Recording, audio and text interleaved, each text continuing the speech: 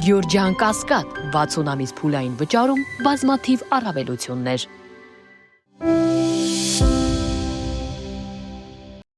Երբ խաղաղության սպիտակ աղավնու դիմակը հագած նա նստել էր Թրամփի կողքին, ասում էր, թե հույս ունի, որ հայերն ու ադրբեջանցիները հաղթահարելու են թշնամանքը։ Նա այն նույն Ալիևը, որ մինչև այսօր չի կարողանում այդ քայլն անձամբ անել, ընդ որում անգամ 23 հայերի նկատմամբ, որոնց ապօրինաբար պատանդարել է եւ նույնիսկ պաշտպանվելու հնարավորություն չի թողնում։ Բաքվում շոու դատավարությունները շարունակվում են։ Ադրբեջանի բռնապետական իշխանությունների ուղիղ վերահսկողության տակ գտնվող լրատվամիջոցները գրում են, որ վերջին դատական նիստերի ընթացքում քրեական գործերով ընդհանուր տեղեկություններ են հրապարակվել, մասնավորապես թե Հայաստանի այն ժամանակ պաշտպանության նախարար Դավիթ Տոնոյանի այսպես ասած հանձնարարականով Արցախի նախագահը հայտարարել է, որ Գյանջան գնդակոծվել է ոչ թե Հայաստանի, այլ հենց Արցախի տարածքից։ Մեկ այլ փաստաթղթերի տրցակով էլ ներկայացրել են 7 գերիների Արկադի Ղուկասյանի, Դավիթ Բաբայանի, Բակո Սահակյանի, Արայիկ Հարությունյանի, Դավիթ Իշխանյանի, Լևոն Մնացականյանի եւ Դավիթ Մանուկյանի կենսագրականների մանրամասներ, այդ թվում 1990-ականների սկզբից նրանց պաշտոնները մասնակցությունը 2016 թվականի ապրիլյան մարտերին, 2020 թվականի 44-օրյա պատերազմին։ Մենք ունենք ընթացող դատավարություններ, որտեղ որևէ կերպ շտկումներ չեն արվում եւ այն աղաղակող խախտումները, որոնք կապված են դատավարական երաշխիքների չզրկելու հետ, շարունակություն ունեն։ Այս գործելակերպը կանխատեսելի է, քանի որ կան արդեն իսկ կանխորոշված դատական ակտեր եւ այս դատավարությունների նպատակը ոչ թե ճշմարտությունը պարզաբաներն է, պաշտպանության իրավունք տրամադրելով, այլ քաղաքական իշխանությունների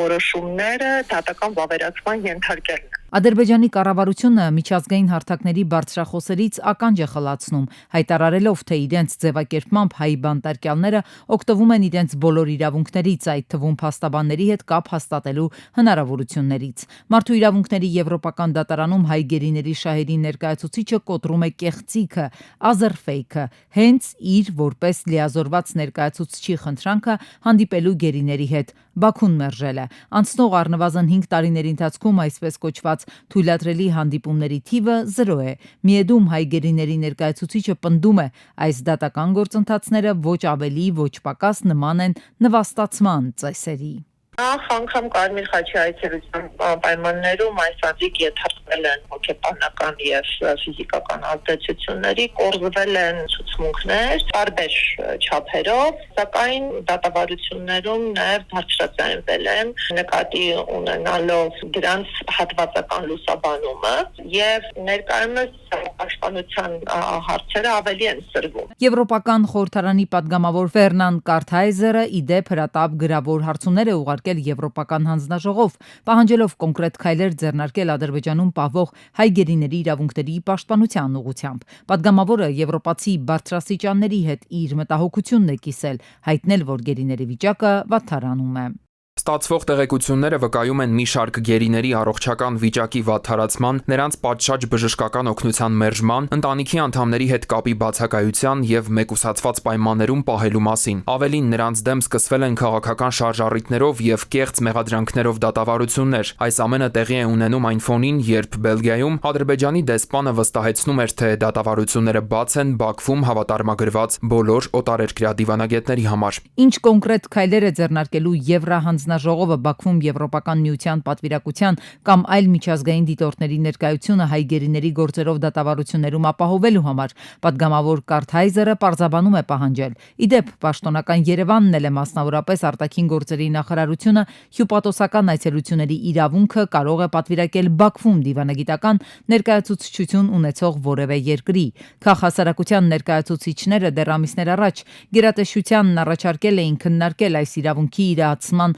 հնարավորությունը եւ արտգործնախարարությունից արձագանքել էին, թե մեջբերում խնդիրը քննարկվում է։ Հետո արտաքին գործերի նախարարությունից մեկնաբանություն էլ եղավ։ Հայ ռազմագերիների թեման առաջին հերթին քննարկում են ադրբեջանական կողմի հետ տետատետ։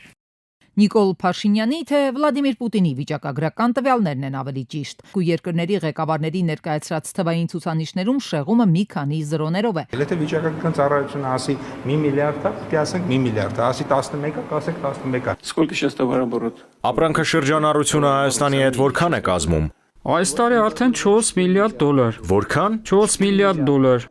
Ոչ, ավելի շատ։ Нет, больше. Փաշինյան-Պուտին սեպտեմբերի տետատետ հանդիպումն է։ Պուտինն այստեղ էլ թիվ հրապարակեց, որ 24 թվականին Հայաստանի եւ Ռուսաստանի միջև ապրանքաշրջանառությունը 11.7 միլիարդ դոլարի է հասնում։ 2024-ի հունվարից դեկտեմբերն ընկած ժամանակահատվածում Հայաստան-Ռուսաստան փոխադարձ առևտրաշրջանառության տվյալներն ենք նայում, այն կազմել է 12 միլիարդ 401 միլիոն դոլար։ Անցած տարի 9 միլիարդ էր։ Примерно 9 миллиардов. Անցած տարի ավելի շատ էր։ Ավելի ուշ Պապոյանը գրառում կատարեց, որ Փաշինյանը ճիշտ թվեր է ներկայացրել, որ նա հրապարակել է վիճակագրության կոմիտեի հրապարակած թվերը, եւ հետեւաբար ըստ Պապոյանի Փաշինյանի ներկայացրած թվերը ճիշտ են։ Փաշինյանի ներկայացրած թվերը սակայն այդքան էլ չհամընկան վիճակագրական կոմիտեի տվյալների հետ։ Դա իրենց գրառումներում փաստեցին նաեւ ԿՊԱ-ական տնտեսական բլոկի ներկայացուցիչները։ Նախ 2025-ի հունվարից օգոստոս Ռուսաստանի եւ Հայաստանի միջև փոխադարձ առևտրաշրջանառությունը կազմել է ոչ թե 4, այլ 4 միլիարդ 500 միլիոն դոլար, իսկ Դուշանբեում հայկական կողմից 4 միլիարդը նշվեց։ Եվ հետո ըստ տնտեսագետների նմանատիպ հանդիպումներում պաշտոնյաները իրենց ձեռքի տակ նաեւ պետք է ունենան գոնե տվյալ ամսվա սկզբի համար ցուցանիշային տվյալները։ Երկրի ղեկավարը ոչ թե պիտի առաջնորդվի այդ պահին վիճակագրության սայթում հրապարակված տվյալով, այլ պիտի առաջնորդվի իրական հոկտեմբերի 1-ի դրությամբ տվյալով։ Վիճակագրորեն որոշակի բաներ սխալմունքներ լինում է։ Արտաքին առևտրի հետ հսկիչ գների կիրառման հետ կապված։ Իրականությունը այն է, որ մեր 24 թվականի արտահանման 75%-ը եղել է վերարտահանում։ Հիմա այստեղ խնդիր ինչ է, որ մեր կառավարությունը շահարկում է այս թվերը եւ ցույց է տալիս 13.1 միլիարդ դոլար, հենց որ մի տեսանկյունից է փորձում ցույց տալ մեր ընդհանուր աճը, բայց քանի որ 25 թվականին արդեն այդ վերարտահանման ցուցանիշները իջի կսեն եղել, շահարկում են, որ տեսեք, այս ընդհանուր արտահանման մեջ այն ոսկուն, որ եղել է, դա հաշվի չենք առնում։ Իսկ 24 թվականին հաշվի ենք առնում, որտեղ դա աճ է ցույց տալի։ Այնուամենայնիվ Հայաստանի իշխանական թևը կասկածում է այս տարվա արդյունքներով առևտուրը չի կարող ավելի շատ լինել, քան նախորդ տարի։ Սեպտեմբեր-դեկտեմբերին հրաշքի դեպքում ըստ ԿՊԱ-ականների հնարավոր է ապահովել այդ ցուցանիշը։ Ոսկու շրջանառություն է տեղի ունենում, որից ես անցած տարի եմ ասել, նախանցած տարի եմ ասել, այս տարի եմ ասել։ Հայաստանը չունի ոչ մի օգուտ։ Անցած տարի ավելի շատ էր։ Ակնհայտ է, որ այս տարի էլ ավելի շատ կլինի։ Իշխանականները հորդորում են Հայաստան-Ռուսաստան վերջին 2-3 տարիների ապրանքային առևտրաշրջանառության թվերին խիստ վերապահումներով մոտենալ, բացատրելով, որ այդ ցուցանիշներում ներառված են նաև վերարտահանումը։ Հայաստանի Հանրապետության պետական պարտքի հաշվառման տարբերակը կփոխվի։ Պարզվում է, մինչ այս հաշվառվող տարբերակը հակասել է միջազգային ստանդարտներին։ Արժույթի միջազգային հիմնադրամը նախապայման ունի։ Հայաստանը պետք է ավելի հասկանալի լինի միջազգային պարտատոմսեր ձեռք բերող կազմակերպությունների համար։ Ըստ ֆինանսների նախարարության նախագծի հավանության արժանանալու դեպքում Հայաստանի պետական պարտքի չափը փոփոխություններ կգրի։ Մոտ 2%-ով մեր պետական պարտքը նա ցուցանիշը իջնելու է հիմնականում կենտրոնական բանկի պարտավորությունների հաշվին եւ մոտավորապես 0.2%-ը այդ 2%-ի մեջ դա երաշիկներն են։ Գերմանիան Հայաստանին 84.6 միլիոն եվրո դրամաշնորհ կտրամադրի։ Համաձայնագրերից մեկով նախատեսված է 69 միլիոն եվրո, որից 3 միլիոնը դրամաշնորհ է, 66 միլիոնը վարկ, իսկ մյուս տեխնիկական համաձայնագրով նախատեսված 15.6 միլիոն եվրոն դրամաշնորհ է։ Ի սկզբանե ծրագրի մեջ շատ մեծ բաղադրիչ է ունեցել արևային պանելների տեղադրում արտադրությունը, բայց հետագա նաև զարգացումները ցույց են տվել, որ սա ըստ էության արդեն ծրագրի կոմպոնենտ է միայն եւ ոչ ամբողջական մաս։ Հիմա արդեն մեծ շեշտադրում ենք դնելու կուտակիչ կայանների վրա։ Եթե կուտակիչ կայան գումարած արևային պանել այս համակարգն է աշխատելու, արդեն այդ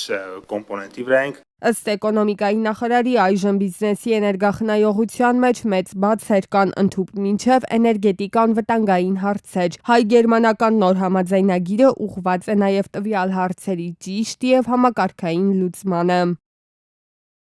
Սևանալճում ձկան պաշարների, այդ թվում որսի ենթակա պաշարների համալրման վիճակը գնահատելու համար Կենդանաբանության եւ հիդրոէկոլոգիայի գիտական կենտրոնը 2025 թվականի հուլիսին իրականացրել է ձկան պաշարների ուսումնասիրություն։ Արդյունքում առաջարկվել է 2025-ի աշնան որսաշրջանի համար Սիգի արդյունագործնական որսի ծավալն ավելացնել 620 տոննայով մինչև որսի արգելքը։ Օրեր առաջ էլ կառավարությունն ականջալուր եղավ գիտական կենտրոնի զեկույցին եւ որոշեց այս տարվա համար Սևանից Սիգի որսի թույլատրելի չափը հասցնել 1123 տոննայի։ Զգալի թիվ է մի լճի համար, որն ունի լուրջ էկոլոգիական խնդիրներ։ Չնայած նրան, որ մենք ունենք մեծ տեսչական մարմին, ահագին մեծ աշխատակազմով եւ հնարավորություններով եւ ունենք նորաստեղծ պատրոնի служба։ Այս պատրոնի службան նաեւ պետք է աշխատի Սևանա լճում, բայց իրանք ի վիճակի չեն այդ խնդիրը կառավարելու։ Խոսքն այն մասին է, որ Սիգի որսի ծավալների ավելացման պայմաններում միևնույնն է,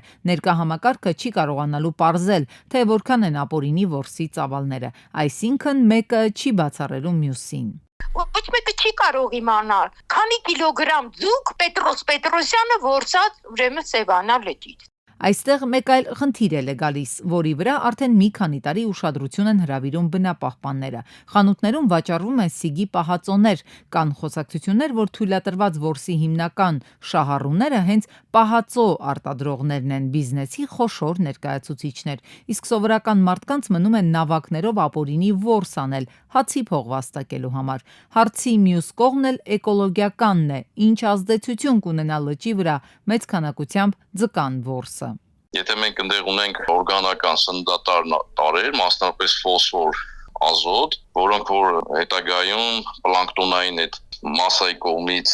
յուրացվում են, իրենք պետք է ասենք օրինակի համար անողնաշարավորները դրանցով սնվեն, ձուկը դա վերցնում է սննդային շղթա։ Այսինքն լճից պակասելու են ուտող բերաններ, ինչը նշանակում է, որ սննդային շղթան է խախտվելու։ Ամռանը Սևանի կանաչման պատճառներից մեկը հենց դա է, չկերած օրգանիզմները կուտակվում են ջրում եւ առաջացնում այն process-ը, որին շոկ եղանակին ականատես ենք լինում։ Երբ որ մենք դեռ ունենանք մի քանի հազար տոննայից մինչև 10-15,000 տոննա ձուկ, իդեալական դեպքում մինչև 20,000 տոննա ձուկ, այդ դեպքում մենք բավական լուրջ խնդիրներ կլուծենք։ Այսինքն դեռ հակառակը, մի քանի տարի ձկան որսը նվազեցնելու դեպքում Սևանում ձկան գլխաքանակը կարող է հասնել այնպիսի մակարդակի, որ տարեց-տարի հնարավոր լինի ավելացնել արդյունագործական որսի ծավալները։ Մի փոքր ավելացումը մենք միանգամից ավելացնում ենք այդ չափաքանակը որսի, որը որ հիմա տեղի ունեցել անցած տարվա համեմատությամբ, ստացվում է այնպես, որ մենք ուղղակի ձկան քանակը լճում պահում ենք նվազագույն ուրեմն նիշի վրա։ Ըստ մասնագետների Սիգի որսն ավելացնելու որոշումը հիմնված է գիտական ուսումնասիրությունների վրա։ Կառավարությունը պետք է հանրությանը ծանոթացնի դրանց հետ, հակառակ դեպքում կարող է տպավորություն ստեղծվել, որ գործադիրը պարզապես որոշ շրջանակներին խիստ հաճո որոշում է ընդունում՝ ի վնաս Սևանի։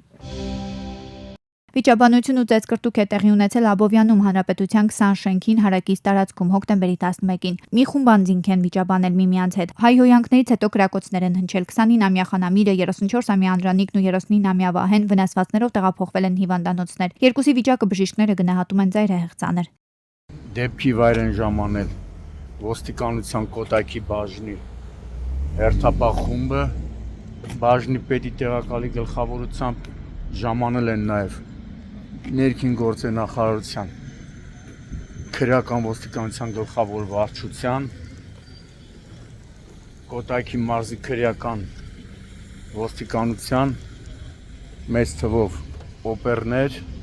վարչության պետի գլխավորությամբ։ Դեպքի վայրում իրավապահները հայտնաբերել են առնանման հետքեր, կրակված պարկուտներ, դանակ, բջջային հեռախոս։ Տարածքը ոստիկանության բարեկային ծառայության Կոտայքի մարզի գումարտակի երկրորդ վաշտի պարեկներն են սահմանազատել։ Իդեպ մի քանի բնակիչներ կային, նշում էին, որ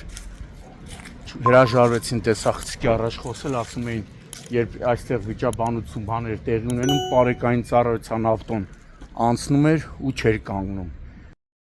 Իդեպ քրեական եւ համայնքային ոստիկաններն ու քննիչները կարելի է ասել բացահայտել են դեպքը, հայտնաբերել են նաեւ հանցագործության գործի կատրճանակը, սակայն նախաքննության շահերից ելնելով այլ մանրամասներ չեն հայտնում։